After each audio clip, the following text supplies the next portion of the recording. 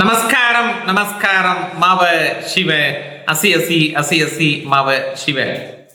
அனைவருக்கும் 2025 தீபாவளி நல்வாழ்த்துக்கள் வாழ்த்துக்கள் வாழ்த்துக்கள். இந்த தீபாவளி சம்பந்தமானது ஒரு சில கருத்துக்கள், எப்படி இந்த தீபாவளி வந்தது, என்ன ஏது, அதை பத்தி ஒரு சாரருக்கு தெரிஞ்சிருக்கலாம், ஒரு சாரருக்கு தெரியாம இருந்திருக்கலாம்.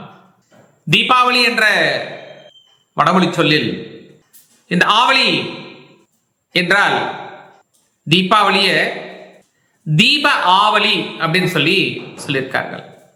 ஆவளி என்றால் வரிசைப்படுத்துவது என்று அர்த்தம். தீபங்களை வரிசைப்படுத்தி வைப்பது. பிறகு அது என்னாச்சு, தீப ஆவளி அப்படிங்கிறது தீபாவளியா மாறி போச்சு. பழைய காலத்துல தீபாவளிய ஒரு வாரம் கொண்டாடி இருக்கிறார்கள். ஒரு வாரம். என்ன சார், ஒரு நாள் தீபாவளிக்கே செலவுகள் கட்டுக்கடங்காம ஓடுது, நீங்க ஒரு வாரம் சொல்றீங்க அப்படின்னு சொல்லிட்டு இந்த முதல் நாள் 17/10/2025 வெள்ளிக்கிழமை அன்று மாலை நேரத்தில் கன்றுடன் கூடிய பசுவிற்கு நாம ஒரு பூஜை பண்ணுவோம். இத கோ வத்சல துவாதசி என்று அழைப்பார்கள். வச்சலா என்றால் குழந்தை என்று பொருளாகும். எந்த ஒரு பண்டிகை கொண்டாடப்பட வேண்டும் என்றால் நாம் பசுவை முன்னிறுத்துவோம் அல்லது குழந்தைகளை முன்னிறுத்தி அந்த விழாவை துவங்குவோம். இது வழக்கம். இந்த வரிசையாக அடுக்கப்பட்ட தீபங்கள் எதற்காக வைக்கப்பட்டது, அதை விசேஷமாக எதுக்காக கொண்டாடினார்கள் அப்படின்னு பார்த்தால், இந்த நரகாசுரன் அப்படின்னு சொல்லிட்டு ஒரு அரக்கன் மக்கள் எல்லாம் கொல்றது போறது வர்றது இதே வேலையா இருந்தாரு. இவர் யாரு அப்படின்னு கேட்டீங்கன்னா, இந்த பூமாதேவியின் சொரூபமாக அம்சமாக சத்தியபாமா, இந்த சத்தியபாமாவுக்கு பிறந்தவர் தான் நரகாசுரன். இவரோட கொடுமைகள் தாங்க முடியாமல் ஒரு சமயம் இந்த சத்தியபாமா கிருஷ்ணர் முன்பாக சம்ஹாரம் செய்கிறார். அவர் அப்படி கொல்றார். அந்த நாளை தான் நாம தீபாவளியாக கொண்டாடிக்கிறோம். இந்த நாளில் கன்றும் பசுவும் இருக்கக்கூடிய இதற்கு இந்த கன்றுக்குட்டி பால் முழுவதும் அன்று சாப்பிடுமாறு விட்டுவிட வேண்டும். அந்த ஒரு நாளில் மட்டும் நாம் பாலும் தயிரும் சாப்பிடாமல் இருப்பது ரொம்ப திருப்திகரமா இருக்கும், கர்மாவை குறைக்கும் அப்படிங்கிற ஒரு சாஸ்திரங்கள் கூறுகிறது. அந்த ஒரு நாள் மட்டும் இந்த கன்றுக்குட்டிக்கு விட்டுறோம், சாப்பிட்டு போட்டோம் போ அப்படின்ட்டு. 2வது நாள் 18/10/2025 சனிக்கிழமை சனி பிரதோஷ காலகட்டம். அன்று மாலையில் யம திரையோதசி, இது யமதீபம் சொல்லுவார்கள். இந்த தீபாவளிக்கு முன்னாடி இந்த மகாலய பட்சத்துல காலத்துல நம்முடைய முன்னோர்களுக்கெல்லாம் நம்ம தர்ப்பணம் கொடுத்திருப்போம். இந்த முன்னோர்கள் மேலோகத்திலிருந்து வந்திருப்பார்கள். அவர்கள் திரும்பி செல்வதற்கு வழி இல்லாமல் தடம் தெரியாமல் இங்க அலண்டு கொண்டிருப்பார்கள். அப்போ நம்முடைய வீட்டிற்கு வந்தவர்களை திரும்பி அந்த மேலோகத்திற்கு அனுப்புவதற்காக மூதாதையர்களை நம்முடைய வீட்டிலிருந்து தெற்கு நோக்கி 11 தீபங்களை ஏற்றப்பட வேண்டும். நல்லெண்ணெய் கொண்டு, சுத்தமான நல்லெண்ணெயில 11 தீபம் ஏற்றப்பட வேண்டும் தெற்கு நோக்கி. அவர்களுக்கு வழி தெரியும். நம்மளை ஆசீர்வாதம் செய்த பிறகு இவர்கள் திரும்பவும் சென்று விடுவார்கள். அடுத்த வருடம் திரும்ப வருவார்கள். அடுத்த வருடம் இதே போன்று நம்ம இந்த யமதீம காலத்துல, யம திரையோதசி காலத்துல நம்ம ஏற்றப்பட வேண்டும். ஒரு அறிவியல் ரீதியை நம்ம பார்க்க போனால், இந்த ஐப்பசி மாதத்திலும் கார்த்திகை மாதத்திலும் மழைக்காலத்தில் சூரியன் பகல் நேரத்தில் சற்று வெளிச்சம் கம்மியாகவும் தாக்கம் குறைவாக காணப்படும். காரணம், சூரியன் நீச்சம் பெறும் பொழுது இந்த பூச்சி புழுக்கள் வளர்ச்சி தாக்கம் மனிதனுக்கு அதிகமாக இருக்கும் அப்படிங்கிற ஒரு கருத்து. இதை குறைப்பதற்கு தான் இந்த ஐப்பசி கார்த்திகை மாதத்தில் நாம் வீட்டில் தீபம் ஏற்றுவது நோய்கள் வராமல் தடுக்கப்படுகிறது.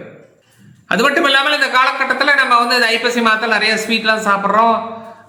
சில நோய்கள், தொற்று நோய்கள் வரத்துக்கு காரணம் இருக்கு. அதை குறைப்பதற்காகவும் நம்ம தீபம் ஏற்றப்படுகிறது. 3வது நாள் எப்படி இந்த தீபாவளி ஒரு வாரம் கொண்டாடுறோம் இல்லையா, 3வது நாள் ஞாயிற்றுக்கிழமை தன்வந்திரி ஜெயந்தி. இந்த மருத்துவ கடவுளான தன்வந்திரி பகவானை அன்று வழிபடுவது சாலச் சிறந்தது. நோய் நொடிகள் நம்மை அண்டாது. அப்ப இந்த தன்வந்திரி பகவானோட படத்தை வாங்கி வச்சு நம்ம அன்னைக்கு வீட்டுல நம்ம கும்பிடுறது ரொம்ப ரொம்ப நல்லது. அதுவும் இந்த ஐப்பசி மாதம் வரக்கூடிய திரையோதசி, இத தன திரையோதசி என்று அழைப்பது வழக்கம். இந்த நாளில் பொன் வாங்குவது, நகை வாங்குவது, நட்டு வாங்குவது, துணி வாங்குவது, மணிகள் வாங்குவது உத்தமம். இந்த நாள் அட்சய திருதியை விட ரொம்ப பவர் அதிகமா இருக்கு அப்படிங்கறத நம்முடைய முன்னோர்கள் சொல்லியிருக்கிறாங்க. நாமளும் ஒரு முறை ட்ரை பண்ணி பார்க்கலாம், தவறு எதுவும் இல்லை. எல்லாமே அட்சய திருதியினாலதான் வாங்கணும் இருக்கிறாங்க. பட் இந்த தன்வந்திரி ஜெயந்தி நாளில் வரக்கூடிய ஞாயிற்றுக்கிழமை என்று தன திரையோதசி நாள்ல நம்ம செய்யறது ரொம்ப ரொம்ப நல்லது. ட்ரை பண்ணி பாருங்க, ரொம்ப நல்லா இருக்கும். 4வது நாள் 20/10/2020 திங்கட்கிழமை என்று இந்த நாளை நரக சதுர்த்தசி, யம சதுர்த்தசி அப்படின்னு சொல்றாரு. யம சதுர்த்தசி ஸ்தானம் சொல்றாரு. யம தர்ப்பணம் என்று கூட ஒரு சாரர் சொல்றாங்க. இந்த நாளையில நம்ம விடிய காலையில எழுந்திருச்சு சூரியன் உதயமாவதற்கு முன்பாக கொஞ்சம் நல்லெண்ணெய சுட வச்சு அதுல ஜவ்வாது, கொஞ்சம் அர்த்தர், சில புஷ்பங்கள்லாம் போட்டுட்டு கூடவே அருகம்புல்லும் அதை வச்சுட்டு அந்த எண்ணெயை சற்று சூடா இருக்கக்கூடிய எண்ணெய் உடல் முழுவதும், தலையிலிருந்து கால் வரை உடல் முழுவதும் தேய்க்கப்பட்டு ஒரு இடம் விடாமல் ஒரு நாளிகை அப்படியே இருக்கப்பட வேண்டும். 24 minutes ஆர் அரை நாளிகை 12 minutes இருந்துட்டு சுடுத்த நிலைமை குளிக்கணும். இதுக்கு கங்கா ஸ்தானம்னு சொல்றார். இது கங்கையில குளிச்சத்துக்கு சமமாக கருதப்படுகிறது. கங்கையில குளிச்சத்துக்கு சமமாக கருதப்படுகிறது. இந்த எண்ணெயிலும் சுடுநீரிலும் லட்சுமியும் கங்கையும் வாசம் செய்கிறார்கள் என்பது ஐதீகமாக கருதப்படுகிறது. குறிப்பாக தேவை ஏற்பட்டால் ஒரு சாரருக்கு கர்மா அதிகமா இருக்கும், இது குறையணும், நோய் நொடி குறையணும் அப்படின்னா இந்த சுரக்கா கொடியோட இலை அல்லது நாயுருவியோட இலைய தலையை சுத்தி போட்டுட்டு அதற்கப்புறம் நம்ம ஸ்நானம் பண்ணலாம், குளிக்கலாம். அப்படி இல்லைன்னா அந்த இலைய தலைமையில வச்சுட்டு நம்ம தேய்ச்சி உடல் முழுவதும் குளிக்கப்பட்டால் இவர்களுக்கு லட்சுமி கடாட்சம் கிடைக்கிறது. பொதுவாக பார்க்க போனால் சூரிய உதயத்திற்கு முன்பாக நம்ம எண்ணெய் தேய்ச்சி குளிக்க கூடாதுன்னு ஒரு சில சாஸ்திரம் சொல்லுது. ஆனால் இந்த நரக சதுர்தசி திதி நாள்ல கண்டிப்பாக குளிக்கலாம். அன்று வியாதி குணமாகும், ஆரோக்கியம் கூடும், செல்வ வளர்ச்சி இவங்களுக்கு அதிகமாகும் அப்படிங்கிறது கருத்திருக்கின்றது. நம்பிக்கை இருந்தால் இதை நாம் பயன்படுத்தி பார்க்கலாம், தவறுதமில்லை. முடிந்தால் முன்னாடியே சுரக்கா இலை, நாயுரு செடியோட இலைய கொஞ்சம் வெளியில இருந்து சொல்லி வாங்கி நீங்க வச்சுக்கோங்க. அந்த நாளில் செய்யறது ரொம்ப ரொம்ப நல்லது. அதன் பிறகு சூரியன் உதயமான பிறகு சூரியனை பார்த்து யமனுக்கும் சித்திரகுப்தனுக்கும் யமதீர்த்தம் இந்த தர்ப்பணம் செய்யறது ரொம்ப நல்லது. தாய் தந்தையர் உள்ளவங்களும் செய்யலாம், இல்லாதவர்களும் செய்யலாம், தவறு எதுவும் கிடையாது. இன்று தீபாவளி கொண்டாட்டம், மாலையில் அமாவாசை வருகிறது. அன்று வெளிச்சம் தரக்கூடிய கம்பி மத்தாப்பு, புஷ்பானம், இந்த வெளிச்சம் தரக்கூடிய பட்டாசுகளை வெடிப்பது சாலச் சிறந்தது. அது மட்டுமில்லாமல் இந்த சூரியனும் சந்திரனும் சேர்ந்து சுக்கிரனின் ராசி வீடான துலாராசியில் உள்ள நாள் அன்றைய தினம் மாலை நேரம் லக்ஷ்மி குபேர பூஜை செய்வது ரொம்ப ரொம்ப சிறப்பானது அப்படின்னு ஒரு கருத்து இருக்கின்றது. திங்கட்கிழமை 5வது நாள் 21/10/2025 செவ்வாய்க்கிழமை அன்று கேதார கௌரி விரதம், லக்ஷ்மி பூஜைகள் செய்யவும் உத்தமம். சிவனுக்கு கேதாரீஸ்வரர் என்கின்ற திருநாமம் சொல்லப்படுகிறது. சிவனுக்கு கேதாரீஸ்வரர் என்கின்ற திருநாமம் உண்டு. கடவுள் அன்னை பார்வதி தேவி மேற்கொண்ட விரதம் என்பார்கள். பார்வதி தேவி இந்த கேதாரீஸ்வரரை வழிபட்டதா கூறப்படுகிறது. அன்று கலசம் வைத்து அந்த கலசத்து மேல 12 முடிச்சு போட்ட கயிர் அல்லது 21 முடிச்சு போட்ட கயிர் சரடை கலசத்திற்கு அலங்காரம் செய்வதுண்டு.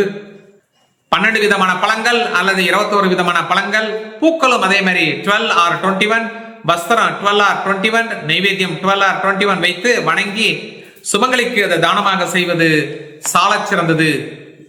பாருங்க, மாலை நேரத்தில் அன்று மாலை நேரத்தில் உல்காதனம் செய்யப்பட வேண்டும். உல்கா என்றால் எரியும் நெருப்புக்கட்டை என அர்த்தம். ஏழைகளுக்கு 11 கம்பளி போர்வைகளை தானம் செய்ய உத்தமம். துலாராசியில் தான் சனி பகவான் உச்சம் பெற்று ஆட்சி செய்கிறார். அன்று ஏழைகளுக்கு 11 கம்பளி போர்வை தானம் செய்யலாம், தப்பில்லை.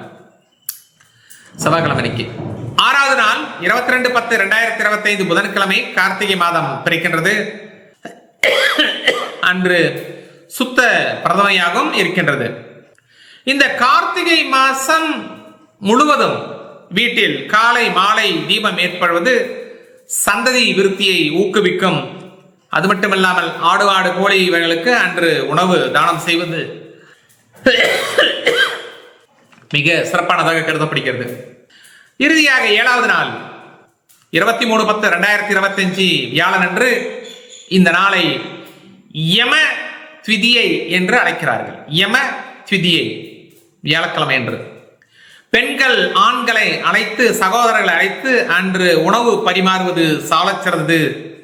ஒற்றுமை கூடும், பந்தபாசம் கூடும், உறவுகள் கூடும் அப்படின்னு சொல்றார். இந்த ஸ்ரீகிருஷ்ணர் முன்பாக நரகாசுரனை வதம் செய்த பிறகு யமலோகத்துல எனக்குன்னா இறப்போட விகிதம் குறைஞ்சிட்டே இருக்கு. அப்ப யமனுக்கு வேலை குறைஞ்சிருது.